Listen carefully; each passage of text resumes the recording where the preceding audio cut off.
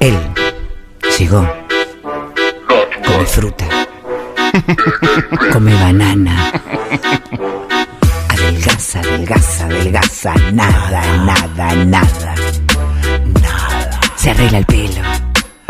Es lindo. Bueno, gracias. Come fruta, banana, pera, manzana. Pena, banana, y pera y nada.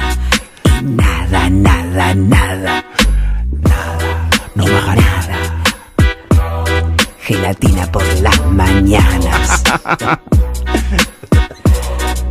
Nada, nada, nada. Manzana. Bienvenido, Marcos Aramburu, a la Argentina. ¿Cómo están? Me encanta esta intro freestylera. ¿Viste qué linda que te la hacemos? Me encanta. Vamos a hablar de un tema que tiene mucho que ver para mí con lo que habló Flor Peña esta mañana, que el otro día ustedes se reían de mí, que es sobre si las redes sociales nos llevan más a los extremos o no, o si eso es un fenómeno que nos está pasando en la vida cotidiana y lo llevamos a las redes. Hay varios estudios que se hicieron sobre esto, y la verdad es que no hay resultados concluyentes que sean para todo el mundo. Es decir, que cada sociedad usa las redes de distinta manera, en cada época se usan, en cada época del año, en cada época coyuntural se usan las redes de distinta manera. Por ejemplo, en los Estados Unidos se hizo un estudio durante las elecciones de 2018, en donde le pedían a un grupo de personas que deje de usar las redes y a otro grupo de personas que las siga usando, ¿no? Y midieron los resultados de cada uno en un momento de polarización importante como es un periodo electoral.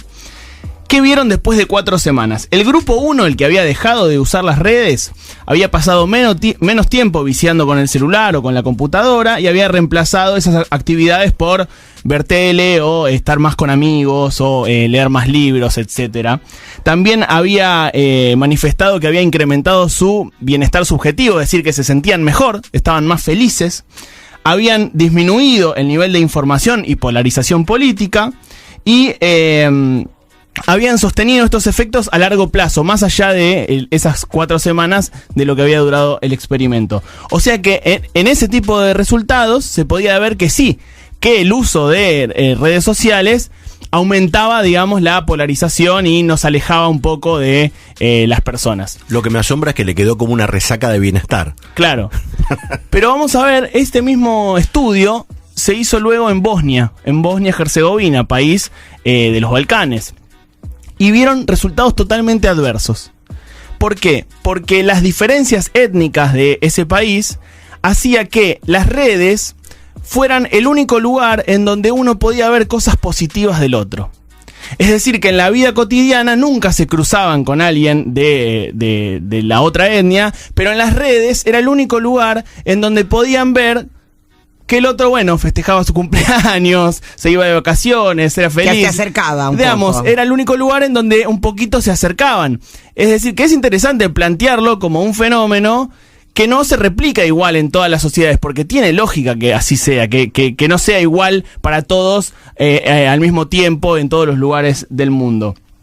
Hay una de las teorías de redes sociales que es que son como pequeñas cajas de resonancia, es decir que lo que nosotros decimos o lo que nosotros pensamos, las redes nos lo devuelven duplicado por 2, ¿no? Que entonces si vos, por ejemplo, sos macrista o sos kirchnerista, las redes te devuelven más de eso, ¿no? Te alimentan eso y por eso generan... Pero te quedás sin saber un montón de otras cosas y ves nada más que eso. Pero no importa. Sin embargo, hay estudios que muestran que es bastante al revés de eso. Porque, por ejemplo, cuando se viraliza un tuit de una posición muy radical, es decir, un tuit, vamos a decir, no sé, un tipo puteando a Cristina con toda, sí. Ese tuit va a llegar también a quienes siguen a Cristina, porque el algoritmo te lo muestra.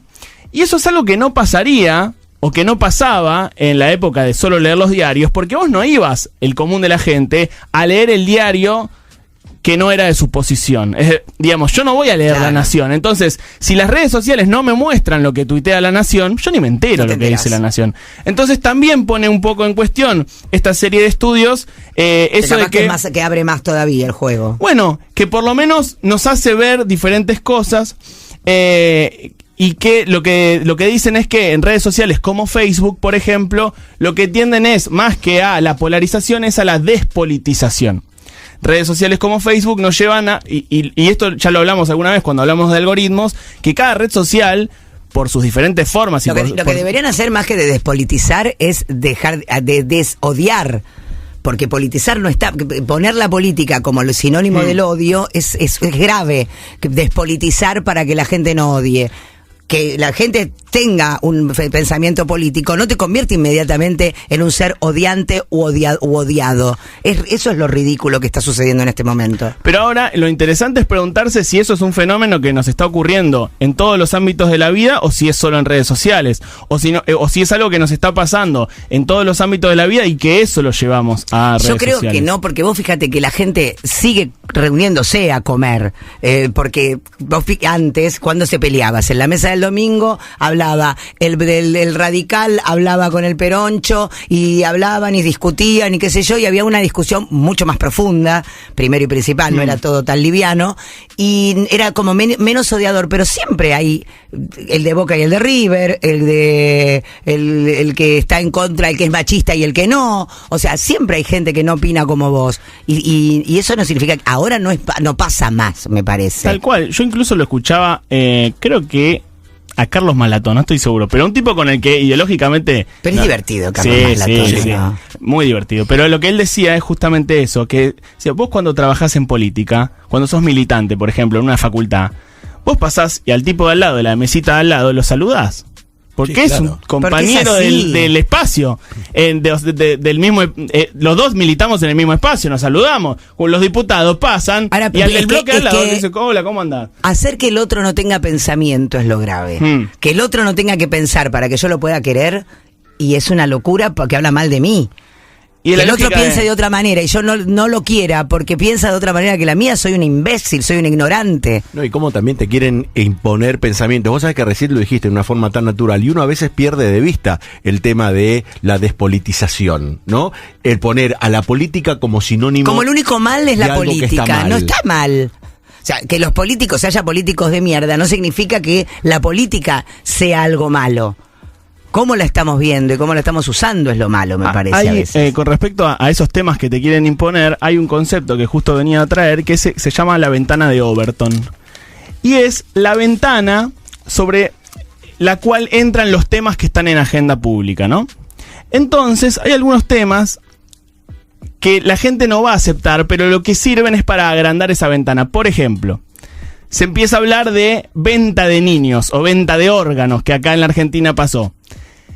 Casi nadie se acerca a esa idea, pero lo que hace es que esa ventana se giró un poquito hacia la derecha. Entonces, de repente, hablar de que arancelen la universidad pública no nos parece tan loco, porque ya el debate se giró tanto. A los pibes. Se giró tanto. ¿Cómo se llama? Ventana de Overton. Ventana de Overton. Esto es un fenómeno también Qué interesante eso. Es un fenómeno. Es una manera de hacerte ver que no es tan grave al final que las universidades no sean porque lo peor sería que vendan los pibes. Bueno, está perfecto. Es justamente lo que genera, quizás más que generar extremismos, que lo que ven algunos estudios es que los contenidos extremistas los consumen los extremistas. No es que hay gente que se va yendo cada vez más hacia ahí, pero lo que sí hacen es correr el foco, ampliar esa ventana y girarla más hacia un lado o hacia el otro. Entonces, nadie salió a decir, che, la verdad que para mí Milei tiene razón con que hay que vender los pibes o que hay que vender los órganos, o que hay que vender un brazo, o que alguien tiene derecho a morirse de hambre, que fue otra de las cosas que dijo. Pero de repente hay cosas que, no sé, por ejemplo, hablar sobre la dictadura de un modo que antes era impensado y ahora ya no es tan impensado. Ahora ya hay diputados que públicamente hablan así y abiertamente.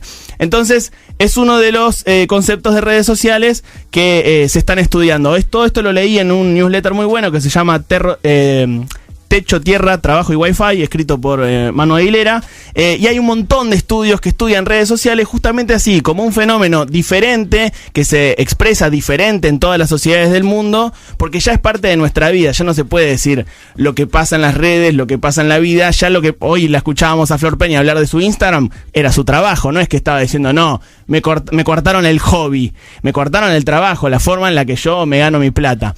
Entonces, ya hay varios estudios, se está estudiando obviamente en todo el mundo, sobre cómo las redes se replican en cada lugar diferente y con una función siempre distinta. Interesante. ¿Saben quién habló? Marcos Aramburu.